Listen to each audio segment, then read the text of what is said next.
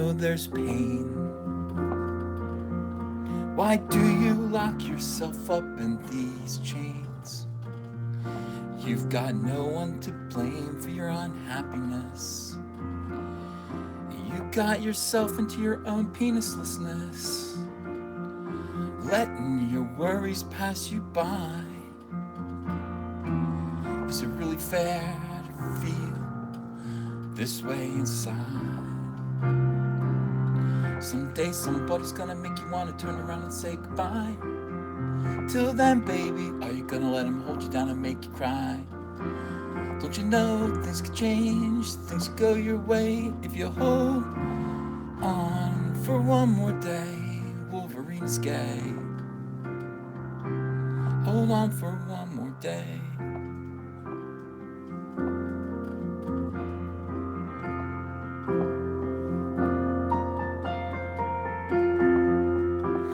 Hello, everyone. Welcome to Comic Artist Pro Secrets. I'm your host, Ethan Van Sciver.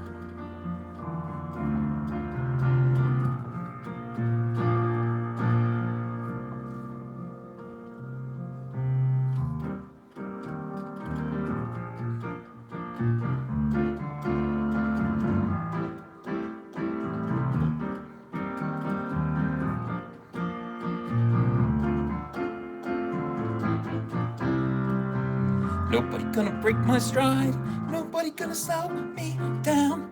Oh no, I gotta read Chuck Wendig's tweets.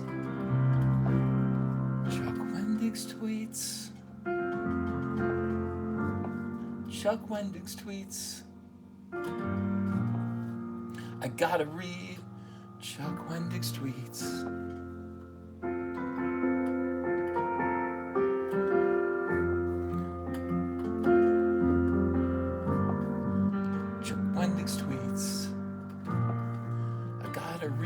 Chuck Wendig's tweets.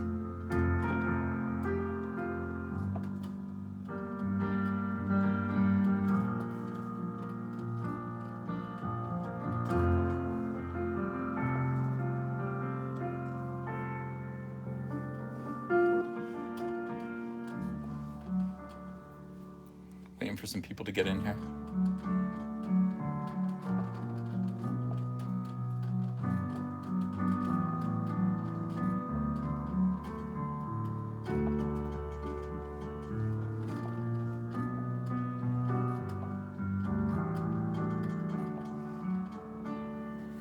Eulogy's over and the mourners have gone with their weeping and tired nerves.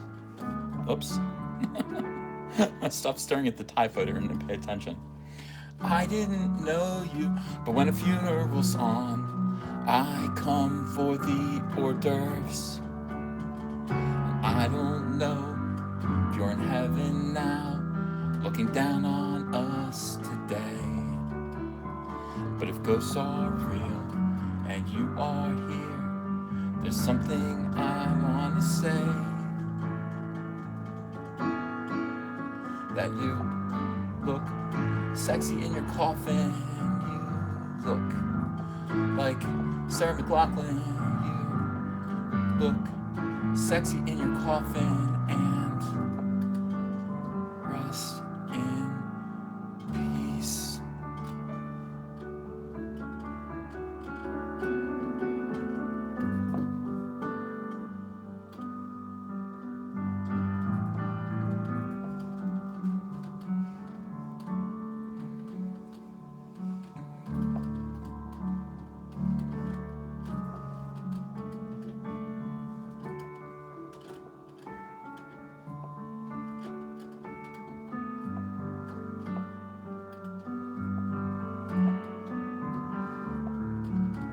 Hi everyone. All right, so we got a few people in here now.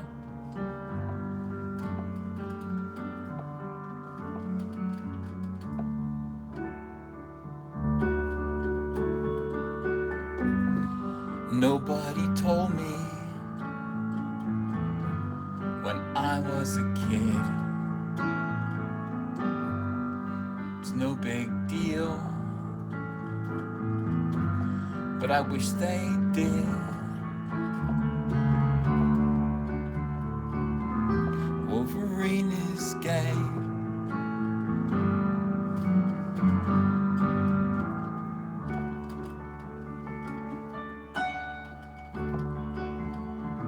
I learned the hard way. Wolverine is gay.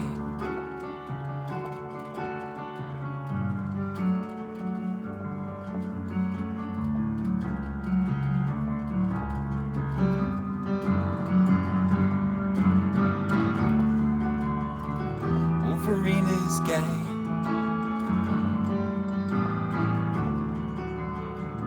Put that claw away. Wolverine is.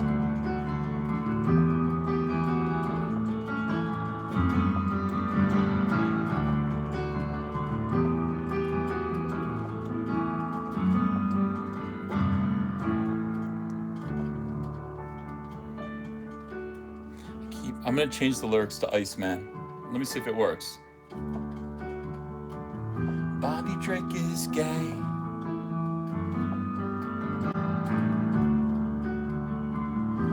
Scenic Grace made it that way. No, Jean Grey. Oh, this is even better. Bobby Drake is gay.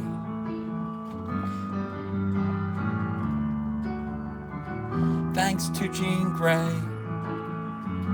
Bobby Drake is.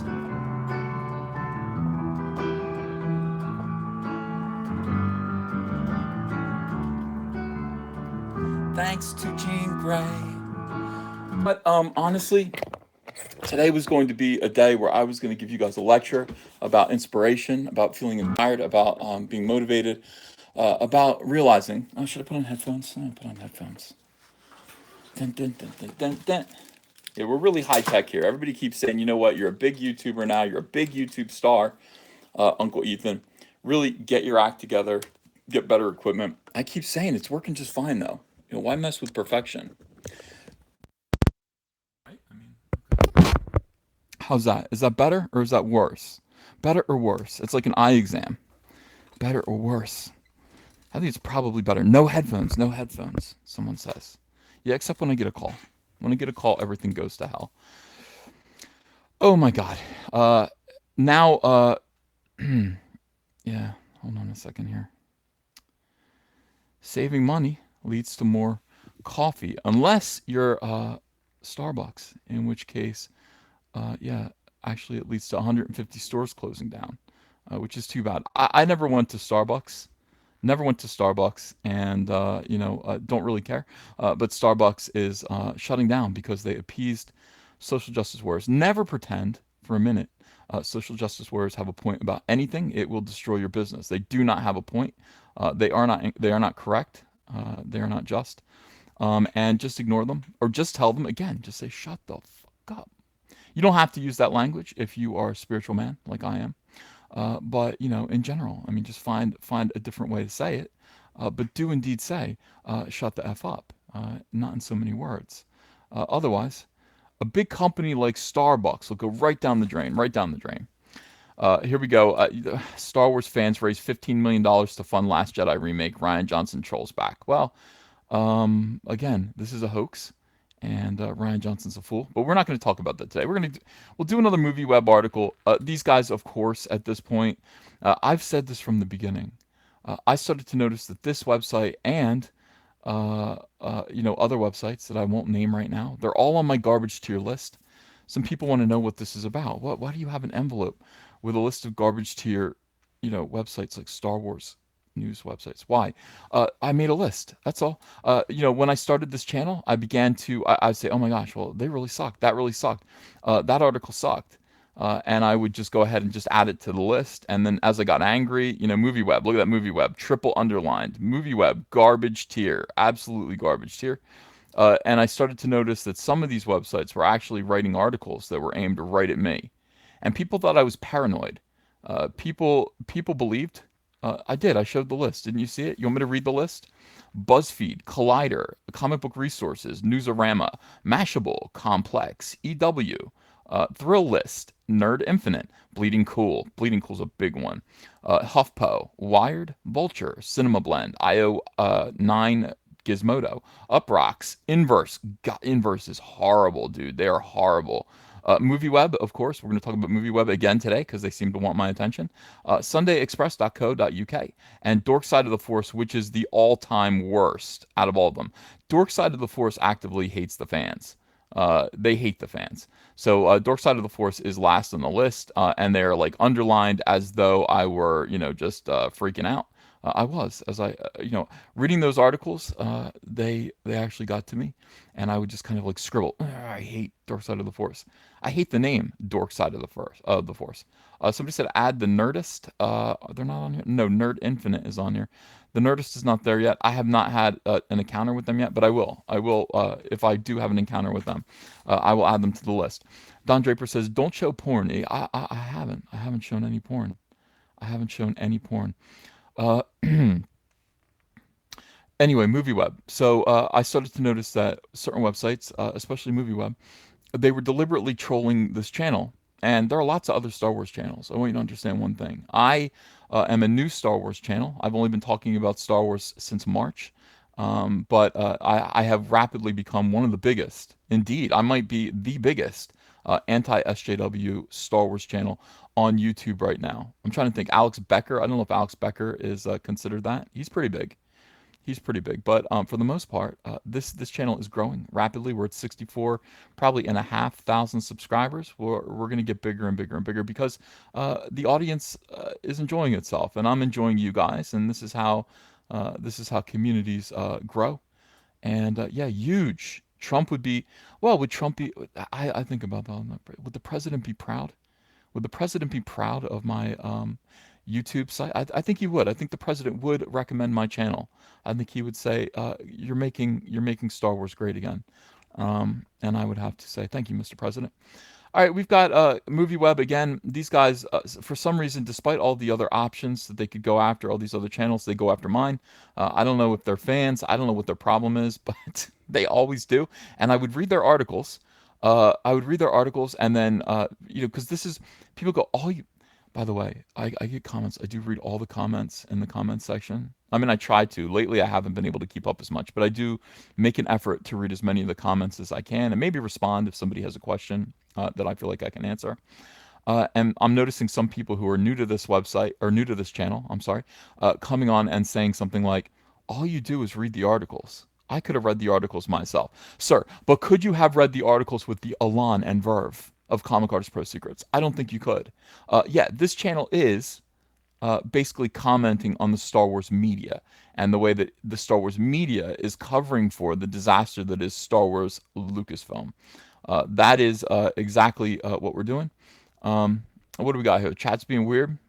Should I block some people? I don't know. The chat is being weird. The chat is being weird.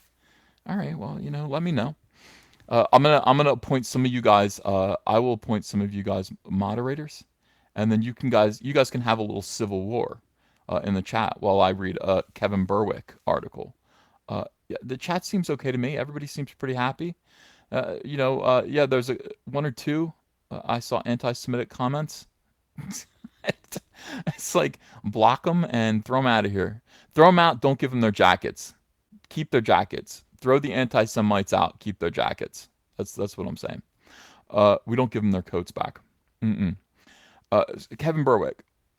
He's one of them. Kevin Berwick is always dropping my name in his articles or something like that. He writes these articles specifically to troll me. He knows I'm going to read them.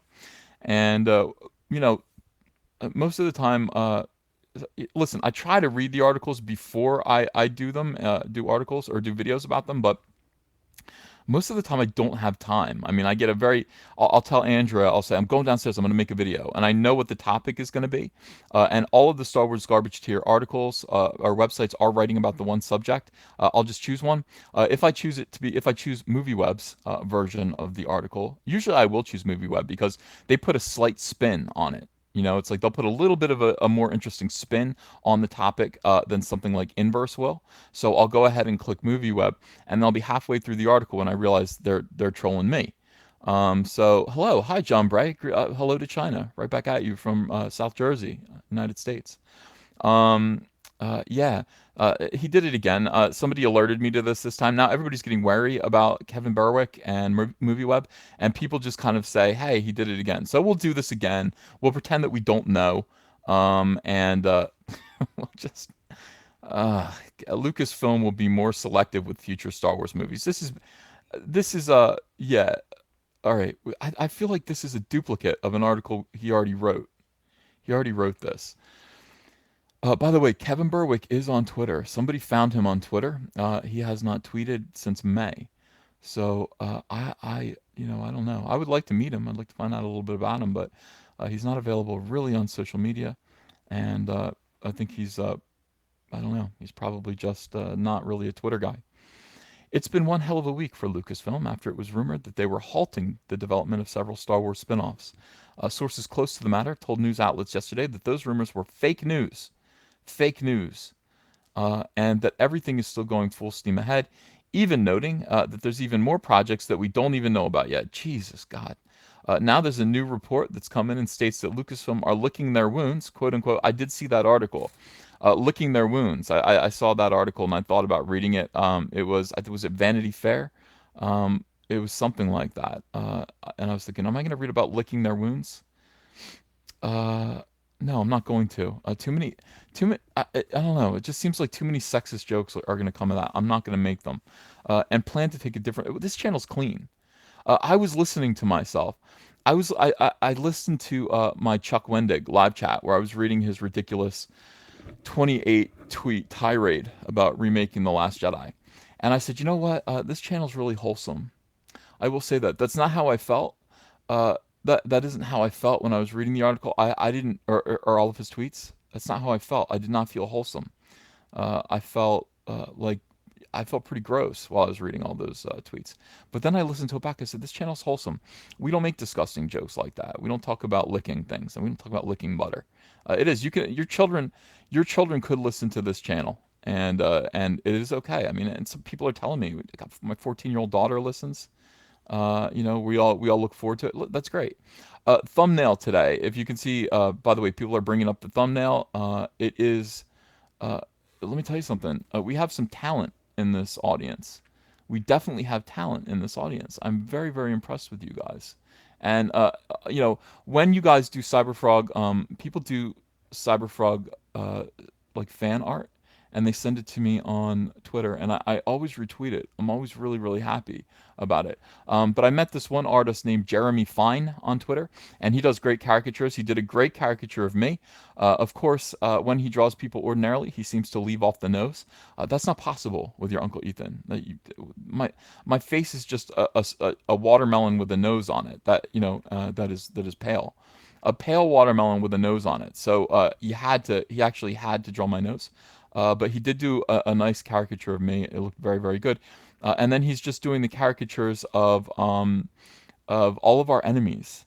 I love it. I absolutely love it. I absolutely love these caricatures that he's doing. So he has done his Chuck Wendig is so cute. I don't even know what to say. His Chuck Wendig is really like it shouldn't be this cute. How could anybody draw a Chuck Wendig and make it cute? I'll show you his Chuck Wendig, and you'll be like, "Aw." Let me scroll down and find it here. I've been complimenting him and just telling him I think he's a really good artist.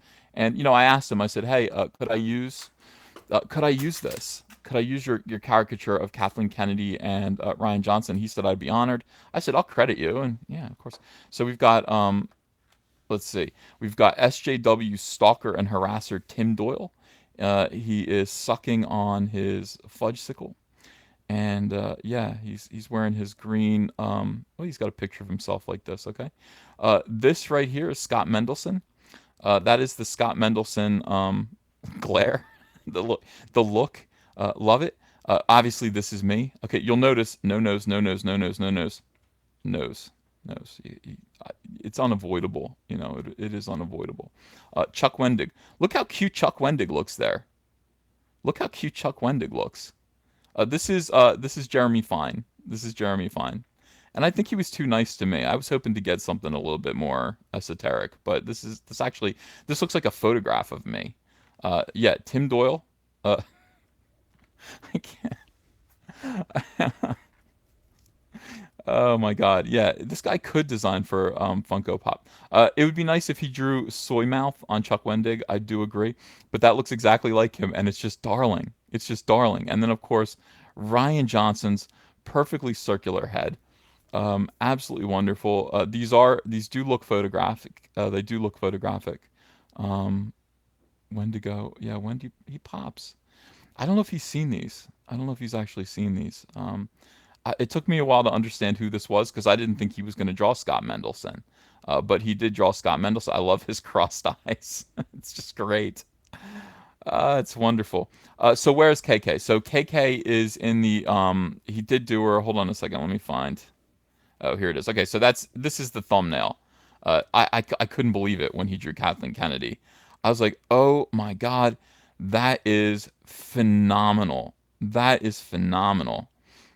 Absolutely love that. Absolutely love that. Look at her little. Oh my God, that looks just like her. Yeah. So this is an artist named Jeremy Fine. You can find him on. You can see him right there. Okay, so he's at Jeremy Fine 427 on Twitter. Guys, follow him, sub to him. I don't know if he sells anything, but if you want to throw him a couple bucks by way of whatever it is that he does. I don't know if his comic books are for sale or anything like that. But he's actually working with another person in. I mean, this is why. And I told him I was like, I love you guys so much because he drew these things, and then someone else goes, these need to be animated, and then this other guy, he's an animator, and they're like, oh well, maybe you should get with him. These are all fans of this. I mean, they're you guys. We have so much talent. We have so much talent in this chat, in this group, in this community. We can absolutely do anything. By the way, he also drew Cyberfrog in Tim Doyle's bikini.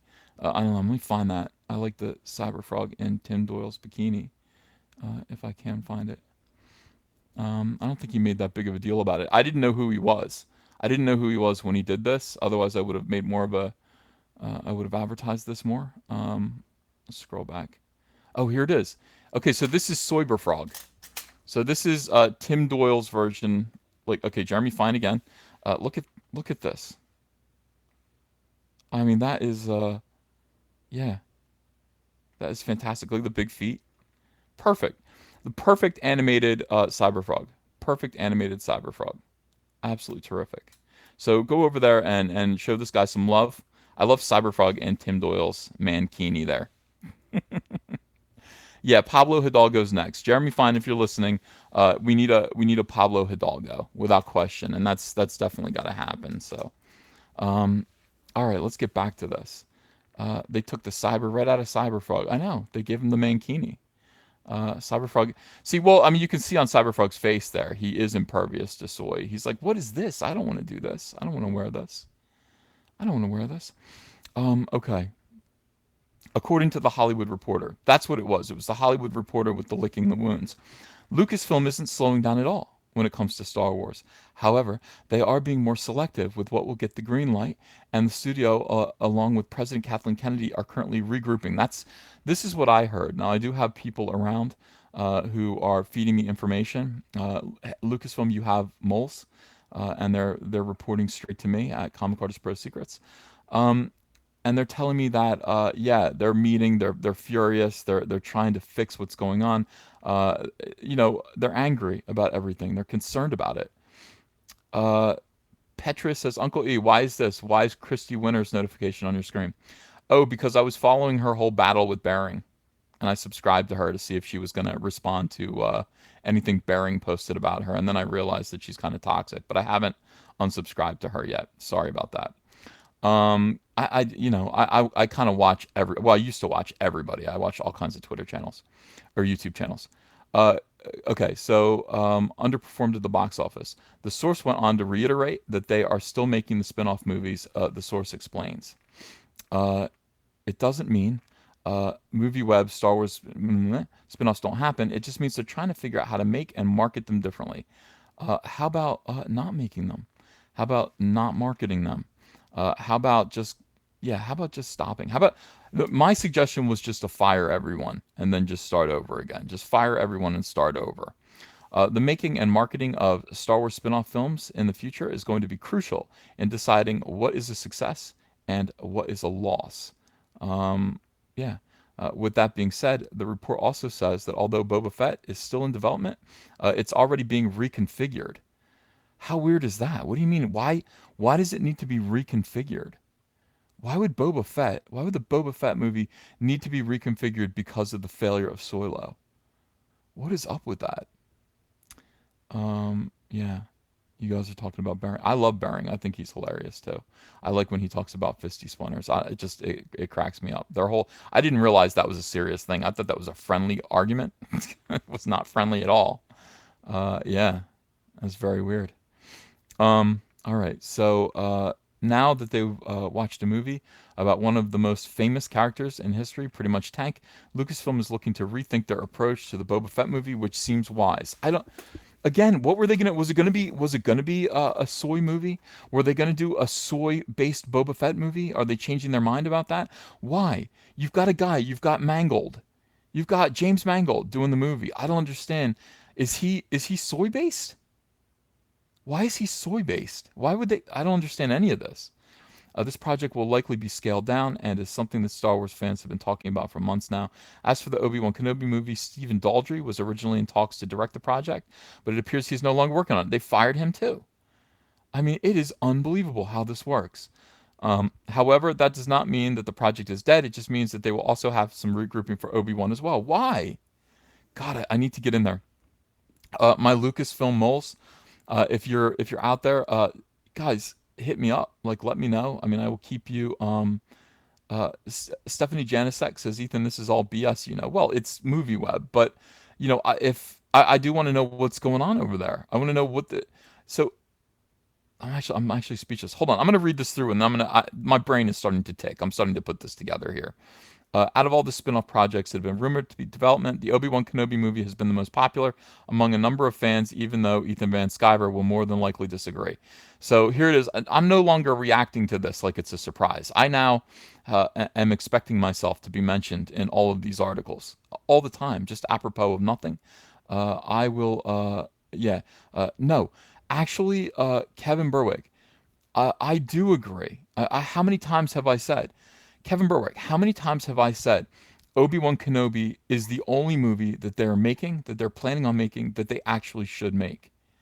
Obi-Wan Kenobi is the only movie that it makes sense. A Ewan McGregor movie, um, well, he has to star in it. Ewan McGregor has to star in it. But if Ewan McGregor is willing to make an Obi-Wan Kenobi like solo movie now, and it takes place in between episode 3 and episode 4, that's a movie that actually should be made.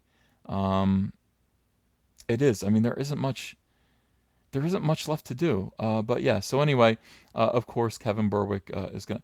I mean, it, I can't. What? Leave me out of it. Leave me out of it. It seems that Lucasfilm is taking now he's going to do it twice as much. He's going to do it twice as much. It seems Lucasfilm is taking a step back from developing everything and anything, which is a good thing. Did we really need a Mos Eisley movie? Probably not, unless they were able to fashion it after the hit 1980s sitcom Cheers. That's thinking, Kevin. Good job.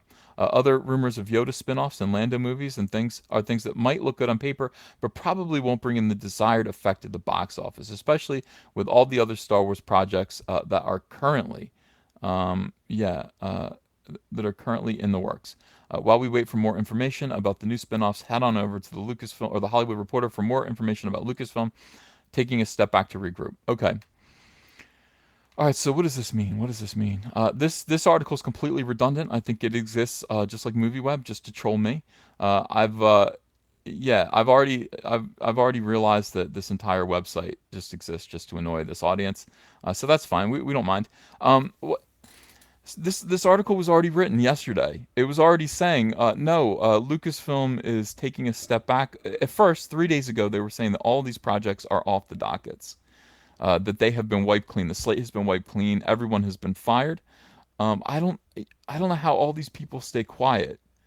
If I were fired from a project like this, I would go straight to the media and be like, "Hey, I was working on Obi-Wan Kenobi. Do they all sign? I guess they all sign NDAs that go on after they've been fired. I don't really understand. But yeah, I would go and I would let people know, I guess, that I was working on this and now I'm no longer working on this. Kathleen Kennedy has just a way about her. I mean, you want to talk about worse than Hitler. I mean, Kathleen Kennedy just comes in and just slaughters entire groups of people. She is like Darthleen Kennedy. She comes in if like her people are not working the way that she wants, based on her whims. Suddenly, from day to day, she fires everybody and just starts over again. She announces projects that aren't really in production, and it's totally odd. It's very very odd. So I think that this article is probably, yeah, it's probably BS. I'm gonna go with the fact that I think that what they said 2 or 3 days ago is the fact. I think that everything has been canceled, and it's easy to say at this point. It's easy to say that these projects have been swept aside for the moment, but they're still in the works. They're just going to be more careful. That's an easy thing to say as you're getting ready to get Kathleen Kennedy and Ryan Johnson and all of her acolytes, all of her bootlickers, out of Lucasfilm. It's easy to say these projects have been put on hold for the time being until we get somebody new in there, probably Kiri Hart. That's going to be bad. And then, we're going to kind of restructure. We're going to let Kiri Hart kind of rehire directors and talent to work on these movies. Most of them are probably still going to happen. Mos Eisley sounds okay. I mean, Mos Eisley sounds like it would be connected to Jabba the Hutt. I mean, they were talking about making a Jabba the Hutt series back in August. I keep mentioning this. They announced it at, was it like Comic Con or something like that? They announced that there was going to be a Jabba the Hutt series, and it's kind of interesting that there's also a Mos Eisley movie. It just seems like the two would sort of be connected together. They both take place on Tatooine. Yeah, of course, of course. People are saying it's no bullshit. Uh, what's going on? Jawa strippers and Mos Eisley. Nice. Bounty hunter gangster movie. All of this could be one movie. All of this could be one movie. You could do a version of Goodfellas or The Godfather, centering around Jabba the Hutt, taking place on Tatooine, using all the locations. You could use Mos Eisley. This could easily be pieced together into a really fun Star Wars movie. It could also take place at the same time as the Obi-Wan Kenobi spin-off movie. So I mean, all of this is Tatooine. All of this is Tatooine. Why wouldn't they do this? Of course, like they should do a whole. Oh, here's what you do, Lucasfilm. Wipe your slate clean of everything that you're planning on doing. Don't do anything else. I want you to completely focus on Tatooine, and I want you to focus on Tatooine at the time in between episodes 3 and 4. Those episodes 3 and episodes 4 are two very, very successful movies in the franchise. You can spin off a bunch of movies that take place in between there. Yeah, Boba Fett, absolutely. Boba Fett should take place. Let's do a young Boba Fett movie. But Boba Fett actually could just be a part of this larger Tatooine movie about Jabba the Hutt and the gangsters therein. Ewan McGregor's Obi-Wan Kenobi movie could be attached to what's going on with Jabba the Hutt. And Obi-Wan Kenobi already knows about the cantina. He already knows about Mos Eisley. He's been there before. He called it a hive of scum and villainy. I mean, certainly he's aware. He's been there. He understands it. The Obi-Wan Kenobi movie should tie into this writes itself.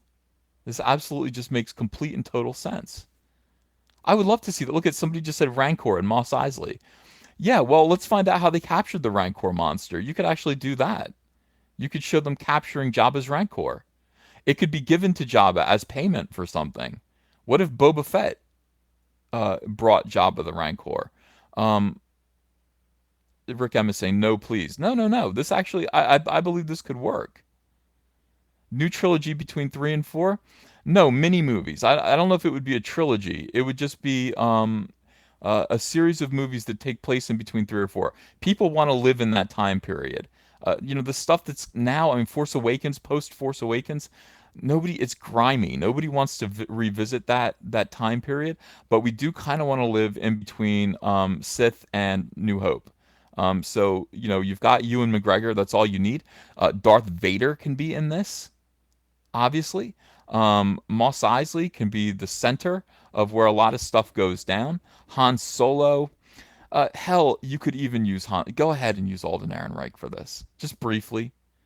Just briefly, you use Alden Ehrenreich. This is all building. This is world building. The same method that the MCU is world building. Go ahead and use Alden Ehrenreich and just show him hanging out at the bar in Mos Eisley, getting more and more like post Solo, a Star Wars story.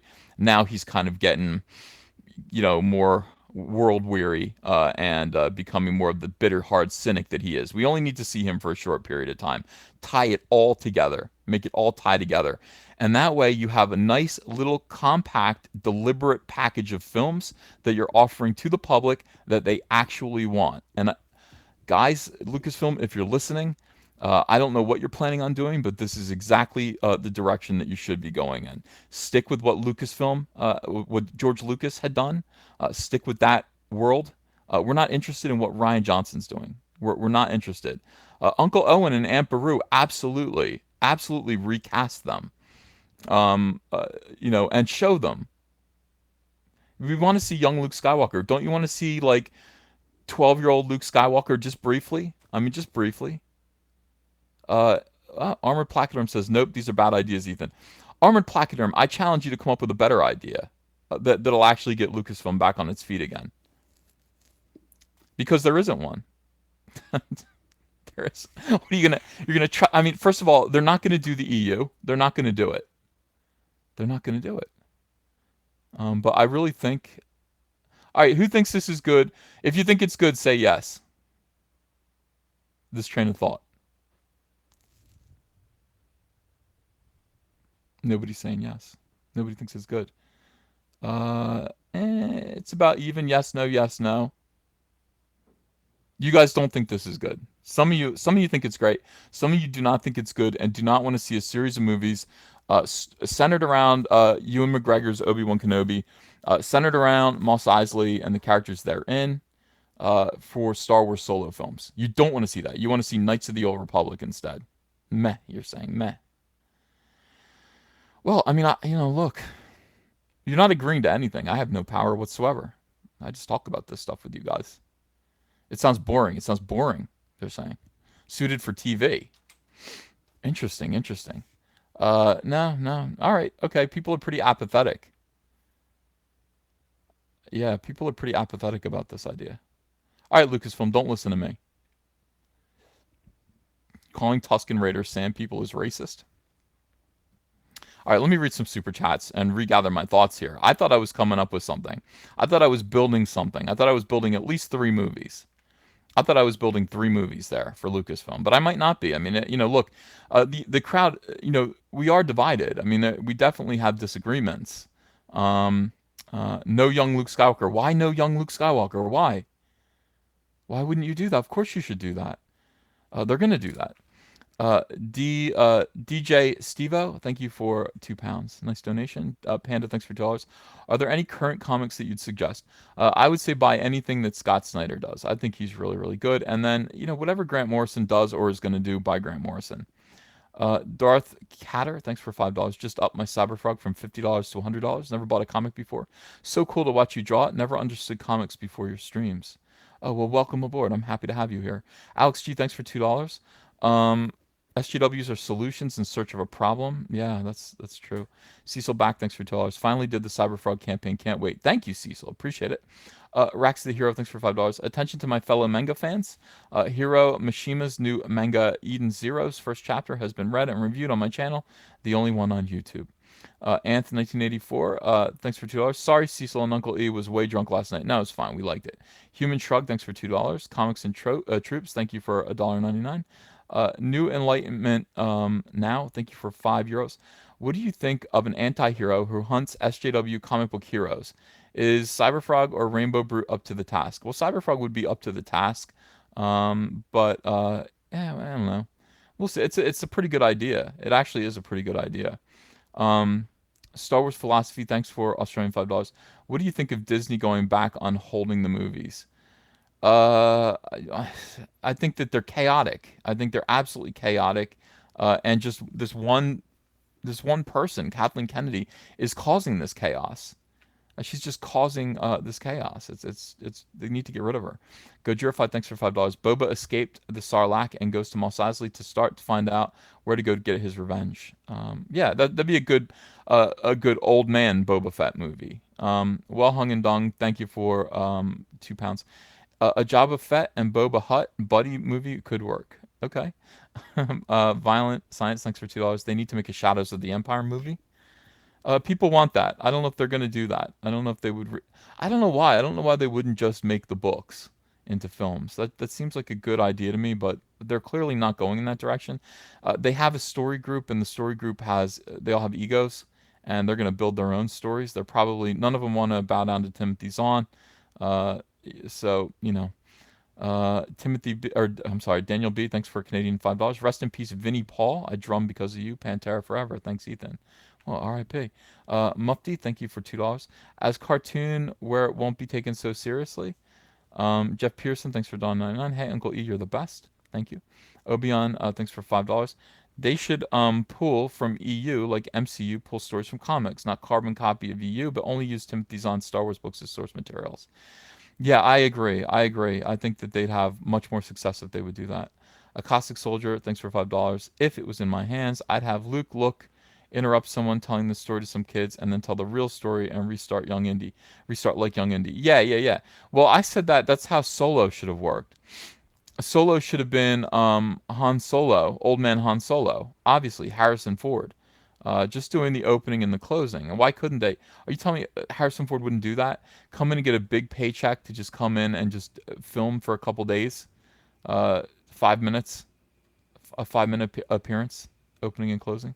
That would have been great. That would have been terrific. And I think it would have helped save uh, Solo, a Star Wars story. Exia Valens, thanks for $10. KK has screwed any interest in the EU now that the main characters are dead. Old canon, the main characters had decades of adventures. Current canon, we skip to their deaths. Yeah, yeah, yeah. That's a great way. Actually, yeah, that is a neat way of looking at that. That is absolutely true. Let's just find out. Like now, they're just kind of like, how did these people die? How did they die? Uh, Ian Lucas, thank you for $2. Dazed and Confused movie with Luke and his friends. That would also be kind of fun. Yeah, no, Dazed and Confused on Tatooine, driving around in your brand new land speeder. I mean, see that thing before it got beat up, or it's new to him. It's new to him. It's his first car, and oh man, that would be fun. These things just write themselves. I think the Han Solo comedy could have been good. I think it could have been good. They should have just let Lord Miller do it. All right, guys. Cyberfrog stuff. Look, we are up to 310,784 dollars.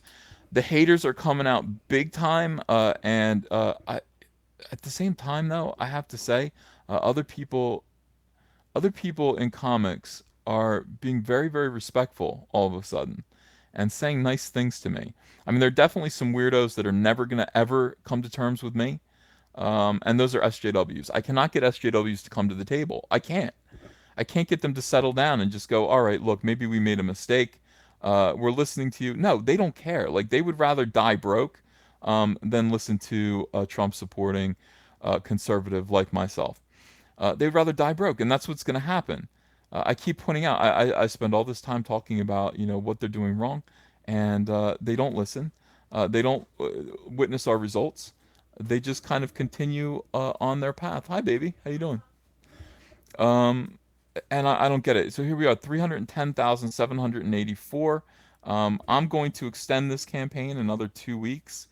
Somebody said, "Oh my gosh, if you extend this campaign another 2 weeks, I'll be able to afford the $1,000 tier." What do you think? It's good, right? Yeah. You can talk. People can't see you nod. They just Andrea just opens her eyes wide, looks at what we're doing, and just nods and smiles. It's like they want to hear Andrea's voice. Oh, she walks away. She's wearing her Cyberfrog shirt today. It's very, very nice. She saw her logo.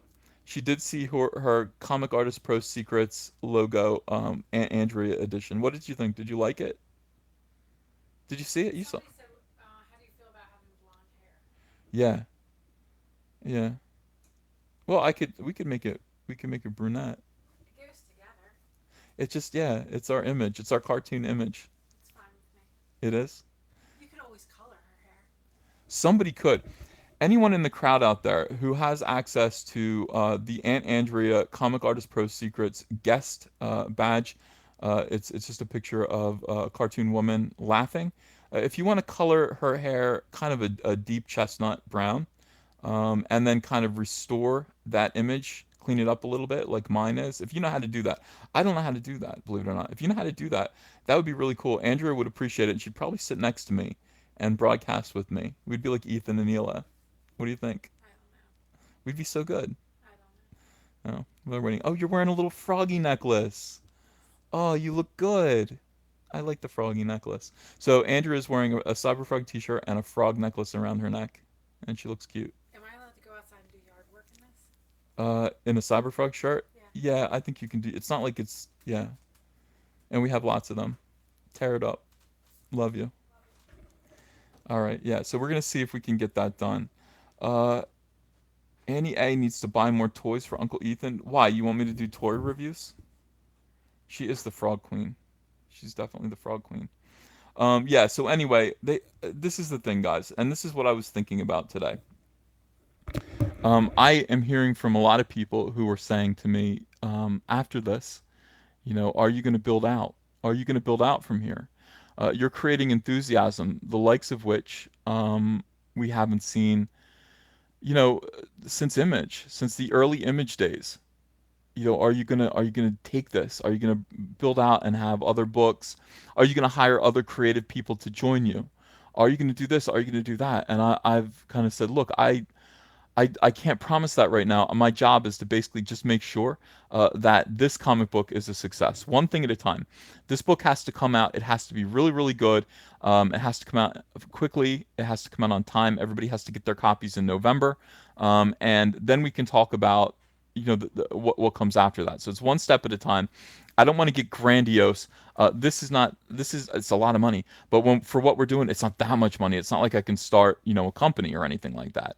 But we're going to manage this money carefully. We're going to do more Kickstarters, more Indiegogos. I mean, we're going to launch Rainbow Brute next. Rainbow Brute already people have a lot of enthusiasm about it.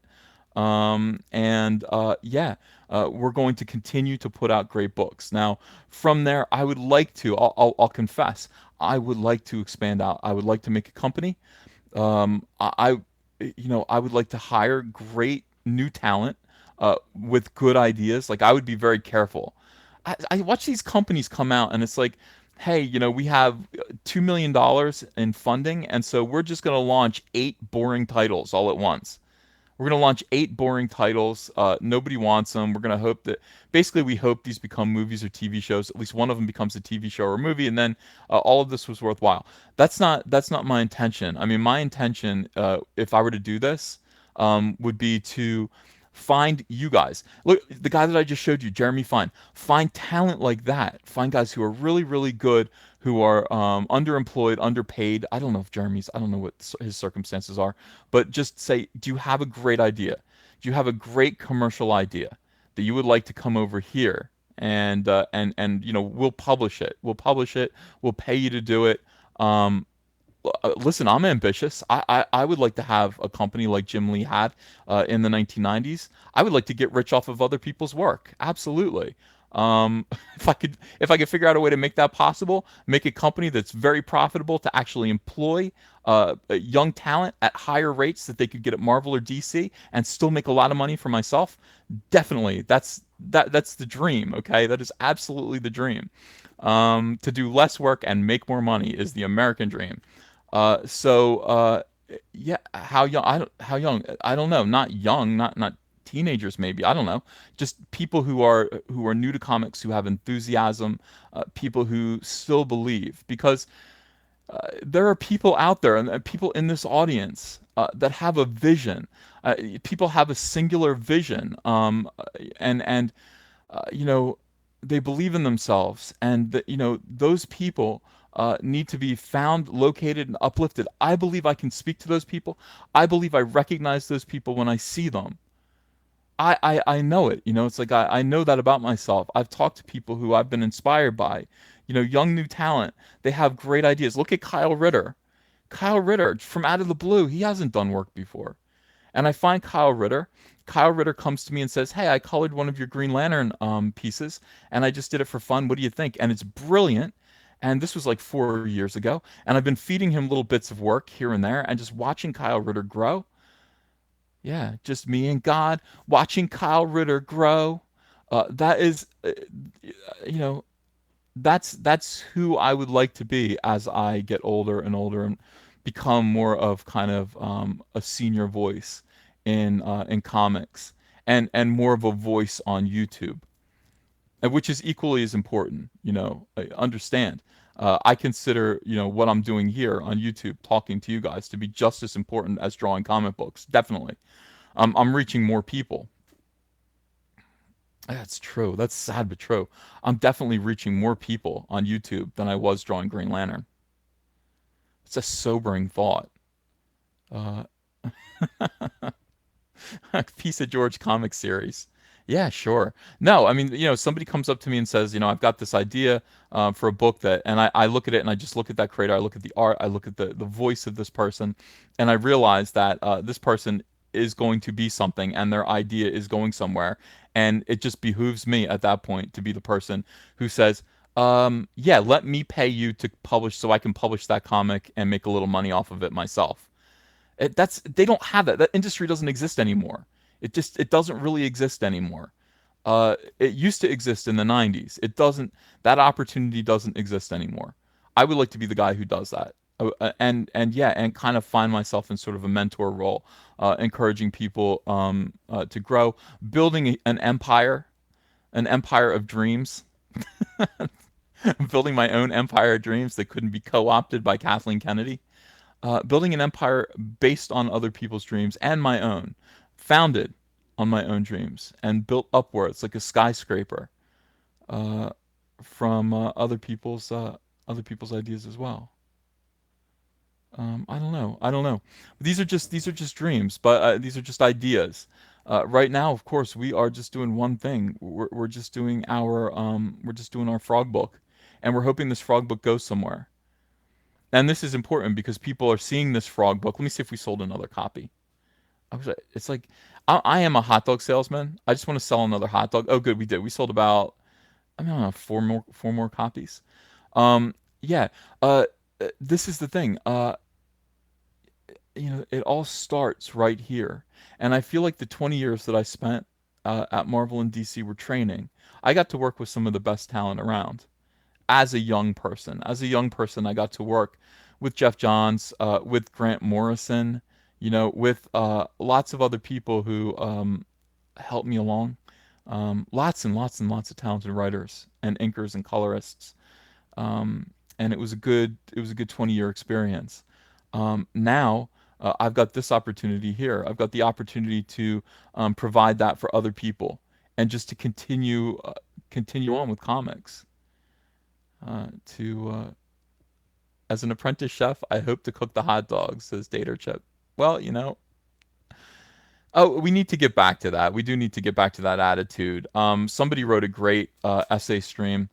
I'm gonna find that right now.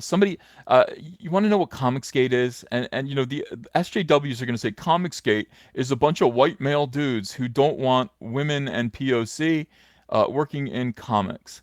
They don't want women and POC working in comics, and that's their whole thing. They're just angry white guys who you're gonna hear that over and over and over again. So they harass women.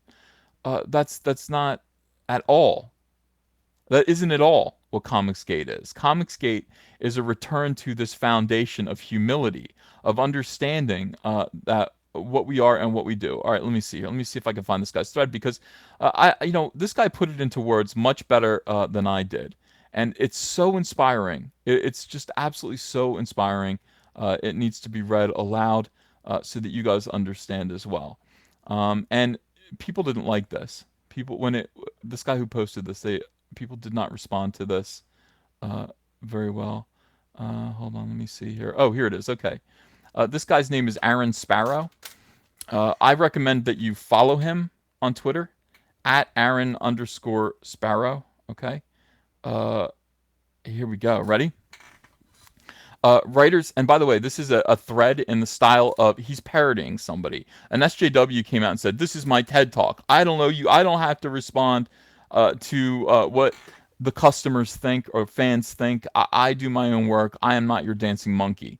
Aaron Sparrow comes out with this, and this is maturity and wisdom. Okay, this is absolutely incredible maturity and wisdom. Unique.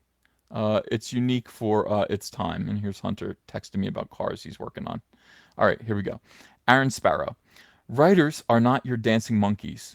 However, we do create products and then we ask you to purchase with your hard earned money. You are indeed our customers. Anyone who tells you different has an overinflated sense of their own importance. Yeah, Hunter was working on a Camaro, he said. Welcome to my TED Talk. If you're working on an IP, intellectual property, okay, you don't own, you have a responsibility to the IP holder to deliver, to the best of your ability, the most profitable, crowd pleasing product, yes, product that you can, because that IP holder didn't hire you to lose them money. This goes not only to comics, this goes to everyone over at Star Wars. This goes to everyone who is working on Spider-Man, on Star Wars, on Wolverine, on Superman. These are not yours. These do not belong to you. Just because you find yourself working on these characters, that does not mean that you are important. You are not important. You are not. Nobody wants. Okay, let's keep going with this. This guy's going to explain it better than me, and I'll expound on it later. I'll reiterate. This is what Comicsgate is all about. It isn't about keeping women out of comics. It isn't about keeping POC out of comics. It's about keeping SJWs out of comics. Okay, that is what Comicsgate is. Does that mean you have to pander to every voice that demands you recognize their idea of what the property or character should be? Of course not. That's impossible. But using someone else's IP, again, intellectual property, to tell fans why the IP they love is stupid is bad business. I've overseen some big properties in the past. Aaron Sparrow has here. Warcraft, Disney, Pixar, The Muppets, DreamWorks. At no point, this is important right here. This right here I wish I could underline. At no point did I say, quote, how can I tell my stories using these characters? I said, what kind of Warcraft, Disney, Pixar, Muppets, DreamWorks stories can we tell? All right. That is so very, very, very, very important. So important. This is the attitude that you need to have when you're working. Listen, when you come over here and work on Cyberfrog, because I'm too old and tired and it's now a huge, gigantic franchise, and I've hired you to work on Cyberfrog, your job is to say, how can I continue on Cyberfrog the way Ethan Van Sciver probably would have wanted it to be? That is your job. How can I tell good Cyberfrog stories? Your job is not to go, how can I make Cyberfrog into something that I like, into something that fits my politics? How can I do that? That's not what you're supposed to do, and that's what SJWs do. Yeah, you go yum KFC. Yeah, exactly. Cyberfrog likes Kentucky Fried Chicken. How can you exactly? How can I tell more stories about Cyberfrog eating Kentucky Fried Chicken when he should be fighting crime? That is your role. This is so it's so right on. It's so brilliant. This guy deserves all kinds of retweets and likes. On top of that, I have a responsibility to my team to deliver a solid, crowd-pleasing product because my team has bills to pay, and their long-term ability to do that depends entirely on you, the customer, continuing to enjoy and pay for that product. So this is underlines the overwhelming and underarching selfishness of SJWs working in comics on Star Wars and everywhere else. The selfishness. They would rather use these properties to, basically pound whatever hobby horse they're on and, expound upon their own ideology, their own bugbears. Is it bugbears or bugbears? Bugbears. Their own bugbears. Then just do what they're supposed to do, which is create an entertaining product that will bring people back for more, thus generating money. You'll notice that I'm quite open about what I'm doing. I don't believe in being shy about this and saying things like, well, I just am trying to no, guys, I'm trying to make money. I even said that in my quote about why I'm leaving DC. I'm leaving DC Comics to go out on my own and try to get rich. SJWs went, ew, that's so vulgar. That's so vulgar. Um, it's not vulgar. It's what we're supposed to be doing. We're supposed to be trying to create projects and properties and comics and cartoons and movies and TV shows and video games that are so popular that they enrich everyone involved. And that is the point. That is exactly what you're trying to do. Now, if you're working for Marvel or DC, you're trying to do that for the company. The company is saying, "I want to get rich. That's why I'm hiring you." When you're working for yourself, your attitude should be, I am trying to get rich myself, and that's why I'm going to do this for you, for the audience. You are literally trying to make a product at this point. Let's keep going. This guy is absolutely red pilling the entire world right now. So yes, I have a responsibility to make a product that people enjoy and are willing to pay for. A responsibility to you, the customer. That's my responsibility. My responsibility to you is to give you a great frog book. I promised you a frog book. You paid me for it. You're going to get a terrific frog book. That's what I owe you. I don't owe anything. I have no other responsibilities to anyone at this point other than to you. I have to make sure this frog book meets your expectations. It's a product I'm creating. Um, yeah, that you enjoy and you're willing to pay for. Why? Because I'm trying to sell you a second one after this. A responsibility to you, the customer, to everyone on the creative team that's drawing a check, to the publisher that was gracious enough to hire me, to hopefully make the money. Think about this. I mean, people over there, this is again part of what Comicsgate is. People are actually working for these big companies on well-known IPs, and they're actively cursing out the customers. They're calling the customers Nazis. They're telling the customer, if you voted for Trump, don't buy my book. I don't want your money. I mean, that's what these people are saying. They're saying this to customers. If that is who you are, you need to get out of comics. Or just do your own comic book. Just do your own comic book. This guy sums it up here again. If you want to be an artiste, beholden to no one, in some sort of post-commerce, that's important, in some sort of post-commerce wonderland. That's a very communist notion. That is a notion in which it doesn't matter if your comics make money or not. It just doesn't matter. It doesn't matter if people like them. It doesn't matter how you treat your customers. It doesn't matter because money doesn't matter and nothing matters at that point. It's post-commerce. That is what the comic book industry is descending into. As comics shrink, people become less and less concerned with actually making a good living. Me saying I want to get rich shocks them. Absolutely shocks them. What do you mean you want to get rich in good luck getting rich in comics? Fools, I'll show you how to do it. I'll show you how to do it. I'm going to do it. And I'm going to show you how. You can watch me. You can either learn or you can curse my name. I'm going to show you how to get rich in comics. My audience is going to help. My fan base is growing. They're going to show you. This is how it's done. This is how it's done. Now, if that doesn't matter to you, if you want to live in some sort of post-commerce wonderland, go do it somewhere else. Don't go do it in a place where you are damaging an entire industry full of retailers and people who are part of the pipeline that brings the comic books from the artist to the customer. You're hurting all of those people. Go do it somewhere else. Go just post your comics on the internet for free. Go do that. Go do that. Stop this. You can certainly do that. Create your own original property and go it alone. Correct. Or with people who share your philosophy, other communists. Let's go back here. I fall into a rabbit hole.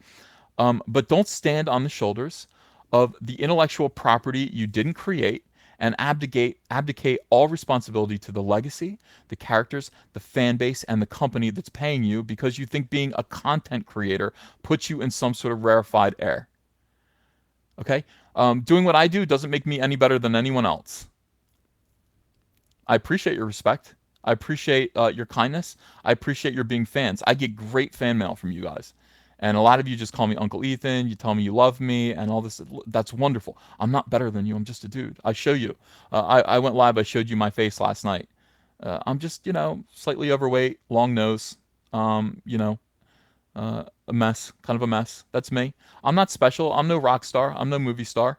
But yeah, I'm simply trying to be somebody who, yeah, that's right, yellow tinged rando dude. That is me. That sums me up. Yellow tinged rando dude. who can talk pretty well, and can draw very well. I'm not in any rarefied air. That's just those are my gifts. But I'm not better than you. I'm creating content, and I'm begging you to enjoy it. I'm not begging you. I'm hoping you will enjoy it. I'm doing my best so that you will enjoy it. Um, yeah, begging you means that maybe you won't enjoy it, but maybe you'll pretend to. No, don't pretend to. It has to be good. It has to be. This has to be legitimately good.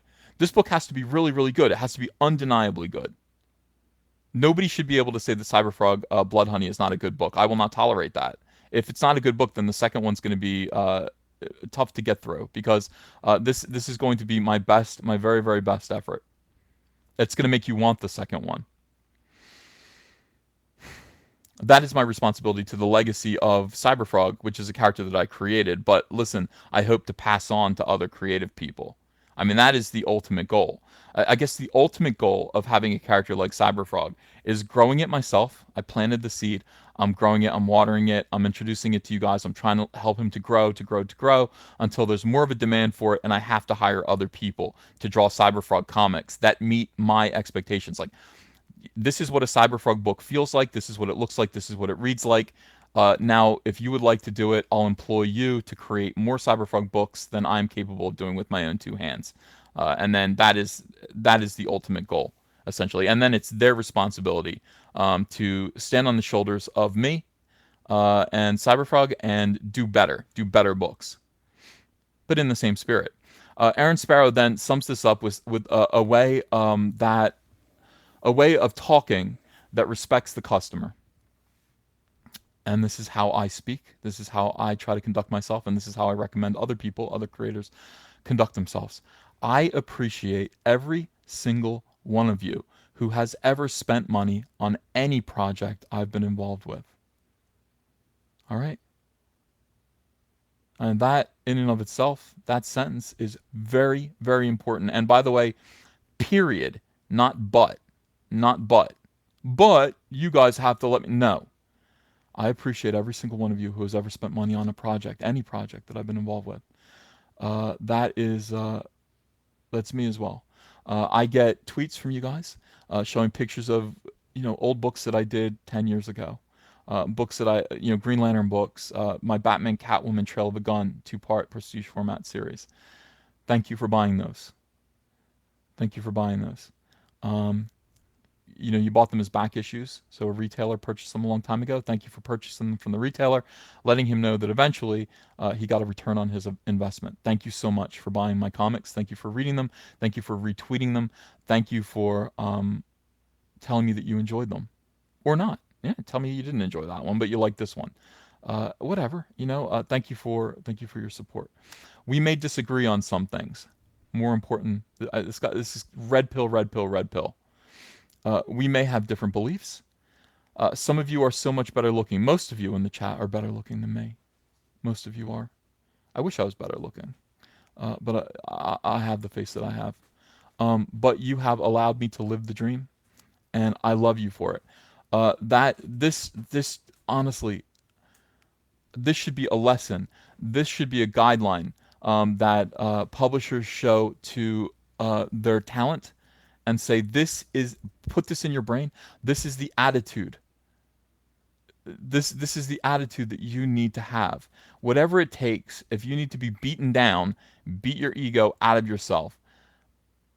When it comes to this, when it comes to the customers, when it comes to the people who are buying your comic books, this is the poise of humility that you need to adopt. Without your customers, without your fans, you are nothing. You're nothing. You are an artiste beholden to no one in some sort of post-commerce wonderland. Get out of here. You are of no use to anyone. You're not helping anyone. My fellow comic book professionals, the object of being in business is to make money. It's to make money. It's to make a lot of money. It's to make money for yourself. It's to make money for everyone who hopes, who believes in you, who has taken a chance on you, who invests in you.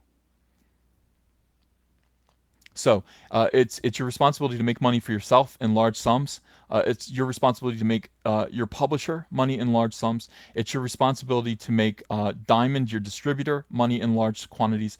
It is your responsibility to enrich the retailer who shells out 50% cover price on your book. That is your responsibility. If you don't like that, I don't know what you're doing. I mean, I don't know why you're here. So this whole attitude, yeah. Aaron is Captain Red Pill, absolutely. Go over there and subscribe to Aaron Sparrow. Tell him hello. I mean, this guy deserves more attention. I would like, yeah, I would like people like Aaron to speak out more. People like me, I believe all of this. I can't always find the words.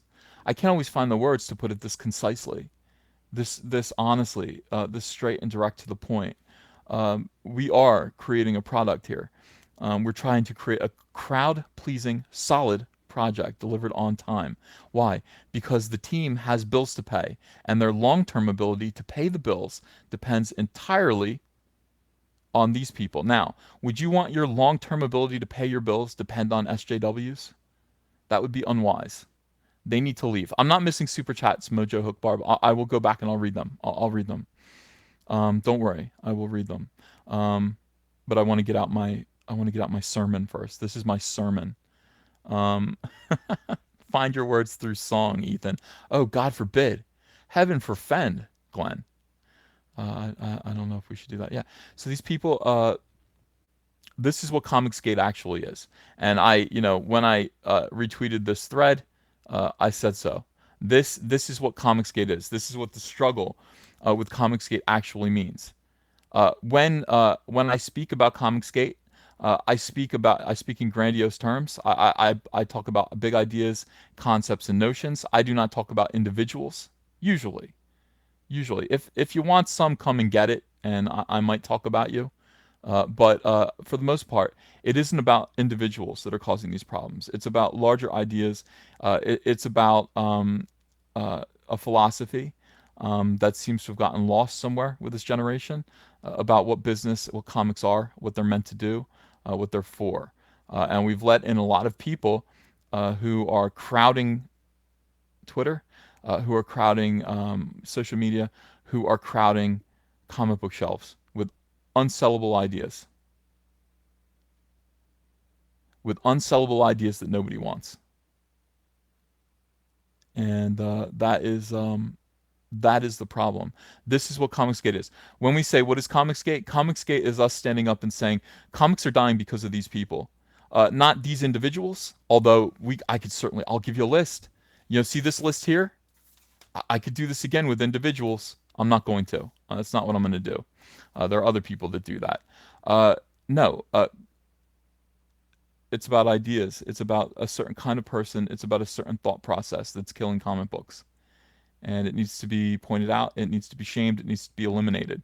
Or it needs to be stood up to, at the very least. Professionals who are still concerned about making a living, who don't really care about socializing with SJWs. Well, I'm one of those. I don't care. I wouldn't be caught dead with any of these people. I don't want to hang out with them. I don't like them. I don't think they're nice.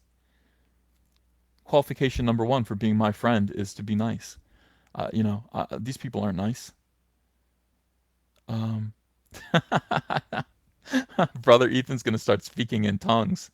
Yeah. This is again. I'm a minister of truth. I'm a minister of anti-SJW truth in comics and in Star Wars. That whole speech that he gave there, that even though he was aiming it at comics, it applies to Star Wars as well. Every bit of it applies to Star Wars. That jackass John Kasdan.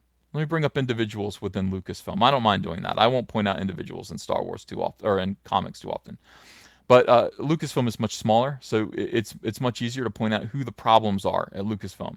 You hire John Kasdan. He injects Solo a last Star Wars story with a whole lot of identity politics, unapologetically.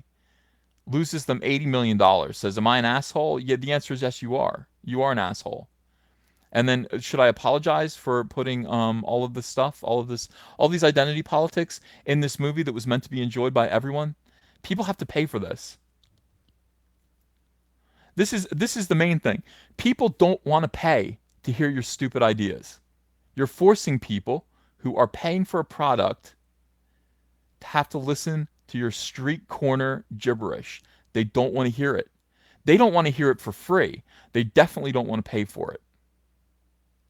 And that is what's so outrageous about this. That's what's so outrageous about this. You're making people pay. You're making people pay to hear you go on about the patriarchy. They can come here and hear straight from the patriarchy for free. That's me. All right, no. All right, guys. Okay. Very good. Let's read some super chats. So sorry. I am sermonizing. But we're not losing people. We don't lose people until I get on the piano. And that's going to come up in a second. Andrea just went, uh-oh, not getting on the piano. Yes, getting on the piano. That is how, when I don't get on the piano, people say, I feel like it's not over yet. It's over. You know it's over when I get on the piano. Okay, trying to find where I left off here. Okay, a Cossack Soldier, thank you for $5. If it was in my hands, I'd have Luke interrupt someone telling the story to some kids. Yeah, that's exactly it. We should do that. They really should kind of bookend these movies with the older versions of these characters, a time before they died. Exia Balance, thanks for $10. KK has screwed any interest in the EU now that the main characters are dead. Old canon and the main characters had decades of adventures. Current canon, we skip to their deaths. Ian Lucas, thanks for $2. Dazed and Confused, a movie with Luke Skywalker and his friends. Paul Bevins, thanks for $5. What do you think of the rumors that they're going to remake 4, 5, and 6, A New Hope? I started those rumors. So I think that I think they're true. I think they're true. Gojurify, thank you for $2. Harrison as Han telling Baby Ben bedtime stories. Oh, that'd be interesting.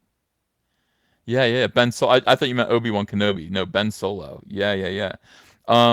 Chelly Roberts, thanks for $4.99. What will it take for them to see that Solo failed due to Lucasfilm fatigue, not Star Wars fatigue? They've got to see that. Because when they said maybe there's Star Wars fatigue, everyone kind of yelled at them and said, no, it's not Star Wars fatigue. It isn't Star Wars fatigue.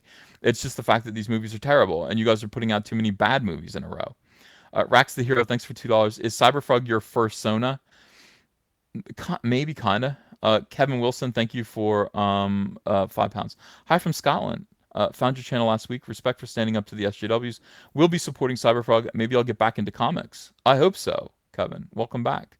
Downshift, thank you for a Canadian $2. I want Jim and the Homophobes. Yeah, I'm trying to find the right outlet for Jim and the Homophobes. I mean, that is... I don't know if Jim and the Homophobes goes into Rainbow Brute. I think it might go into Rainbow Brute somehow. I'll figure it out. Ty Gorton, thanks for $5. Disney wrecked Star Wars far worse than the Earth being flat and outer space being fake. Long live Rainbow Brute. Shane Janes, thanks for $5. Damn it, Ethan, I need tank tops to show off these guns. Get crypto fashion on it ASAP. A Cossack Soldier, thanks for $5. I'm putting together a sample for you, which should be done soon. Very soon. I want to work for you. I believe in what you're doing so much. Armored Placoderm, thanks for $2. What happened to the undead superhero drawings? I don't know. You mean Cursed? Yeah, I don't know. I just fell off of it. As soon as Marvel kind of co-opted that idea and published it, I kind of went, oh, and lost interest. Michael Demandel, by the way, that's why when it comes to Marvel, don't say your ideas out loud. They do take them, like X-23. Thanks for $5. How about a Boba Fett Western done in the style of Leone's Dollars trilogy? Tatooine would be a great setting with Boba Fett as the man with no name. Great idea. Base Bachelor, thanks for $5. Where do I send my pitch for a book to be published by your company? I'm not ready for that, Base Bachelor. Not at all. We're talking about 2 years from now. Chet Thomas, thanks for $1.99. Uncle Ethan, the next generation Stan Lee. Oh, I wish. Only I don't want to be beaten by my daughter when I get old. She probably will, though. Dick Feverstone, thanks for $2. Artists are replaceable. SJWs don't understand this. Star Wars Radio, thanks for $1.99. Go full KFC and change your channel's names to Caps. Thinking about it. Or Cap Secrets. Spirits Car, thanks for $4.99. Uncle Ethan, have you read any heavy metal magazines since Grant Morrison took over as editor-in-chief? Huge resurgence and exciting stuff going on. Well, I haven't. I'll have to go out and buy one. I love Grant Morrison. Jeffrey Toon, thanks for £5. I have to admit, I almost bought a sexy calendar of female Marvel heroines produced by Marvel in the mid-90s. Does that make me bad? No, it makes you smart. Those calendars are awesome. Uh, have has been is now 89. Thanks for Australian $10. Yo, Ethan, I just want you to know how much respect I have for you. Praise the Lord and stay strong. I mentioned you in one of my assignments for my animation degree. Love you, Uncle. Love you too. Thank you. Levi Brown, thanks for $5. T-shirt idea: Mickey Mouse versus Cyberfrog. Lightsabers locked. That is true. That is what's going on right now. Right now, it is Mickey Mouse versus Cyberfrog, or Cyberfrog versus Mickey Mouse, and we're trying to straighten these people out. All right, hold on a second. Let's just check. Did we sell any more comics? Have we sold any more Cyberfrogs? Dun dun dun. Holy moly! Yes, we did. We're at $312,000. 100. So that is pretty awesome. Pretty awesome. That tweet thread is so good, says OT all the way. Yeah, I mean, that is it. That is what Comicsgate is. If you believe in that, you want to join Comicsgate. You want to be a part of this kind of movement campaign to get comics back again, to make comic books great again. I mean, I hate to co-opt that expression or that phrase, that tagline, but that is what we're trying to do. We find ourselves in a state where comic books are not great, and we do have to make it so. Love you guys. All right, let's go. Piano, and then we're calling it a day. One song.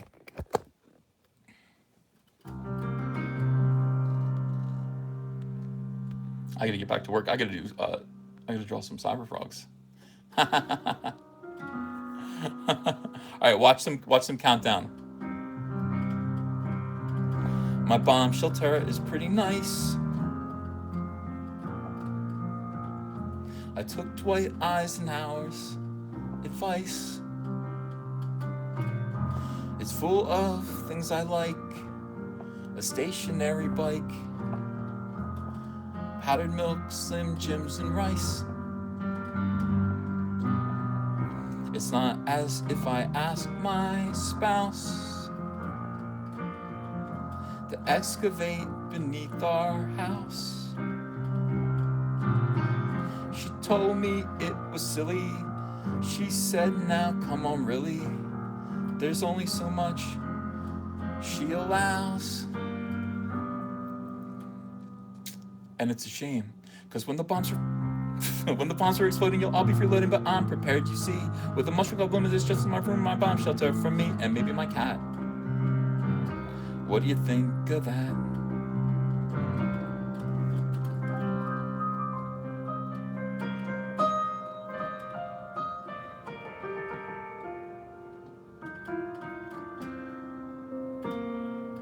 My bomb shelter has bonsai trees, a generator with DVDs,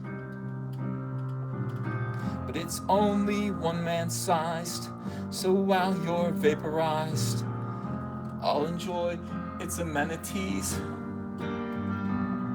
because my bomb shelter is mine, all mine. So I don't want to hear you whine. It won't seem so dumb when the zombies come and I'm watching Star Wars Episode 9. Let's see if you're cocky when it's Nagasaki outside in your little town. You'll absorb radiation while I'm on vacation 25 feet underground. I'll be drinking milk in pajamas made of silk. My bomb shelter is pretty nice. You should take Eisenhower's advice.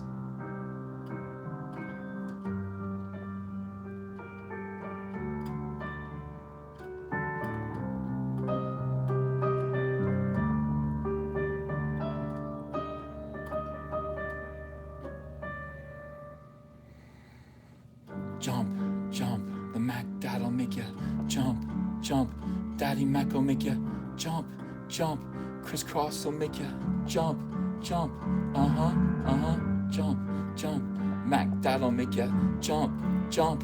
Daddy Mac will make ya jump, jump. Crisscross will make ya jump, jump.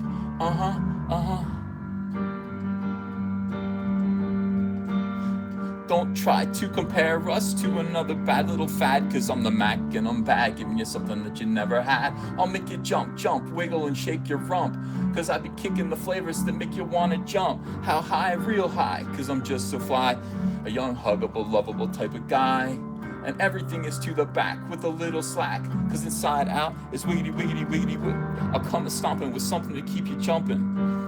R&B, ABD, bullcrap is what I'm dumping. So don't be talking about crisscross, we all that. So when they ask, do I rock, say believe that. Jump, jump, the Mac that'll make you jump, jump. The Mac that'll make you jump, jump. Crisscross will make you jump, jump. Jump, jump. The Mac that'll make you jump, jump. The Daddy Mac will make you jump, jump. Crisscross will make you jump, jump. Believe that.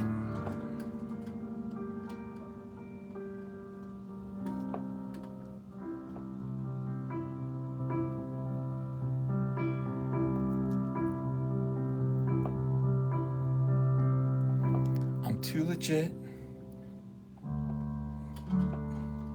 I'm too legit. Too legit to quit.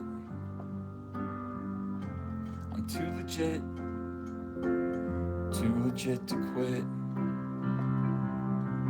I'm too legit. Too legit to quit. I'm too legit. Too legit to quit.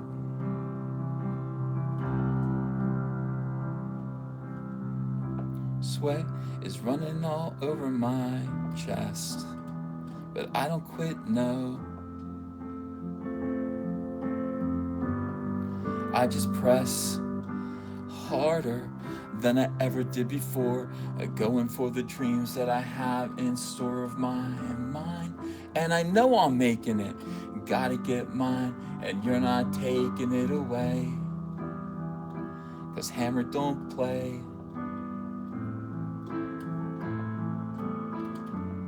Wait, there it is, sorry. MC Hammer don't play. Too legit to quit. I'm too legit to quit.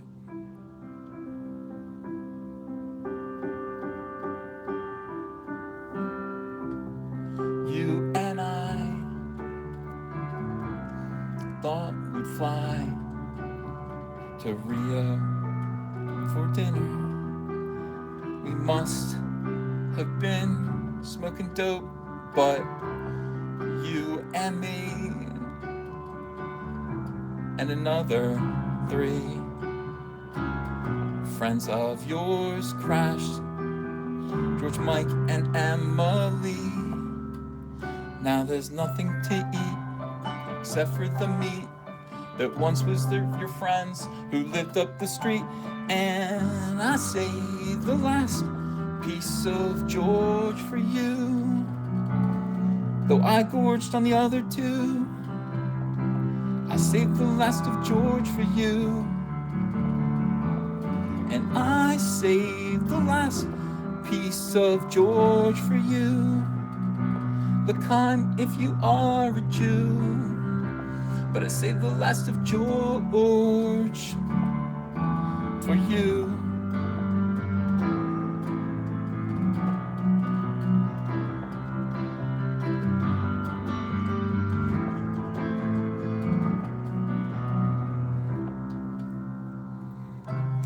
You were so right the other night when we disagreed. There'd still be room for Dwight. Now we'll make amends when our dinner date ends. But I've gotta say, you've got great taste in friends. And I saved the last piece of George for you. He's vegan, so he's tough to chew. But I saved the last of George for you. And And I saved the last piece of George for you. Look, kind if you are a Jew, he's kosher, but I saved the last of George for you.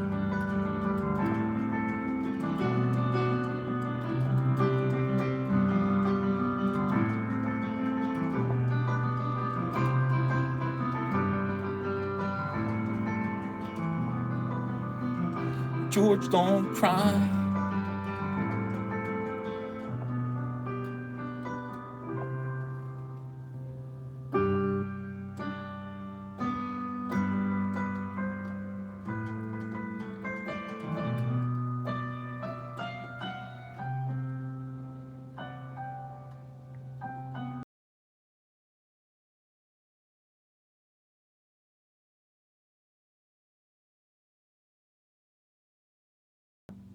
I gotta get to work. Love you all. See you later.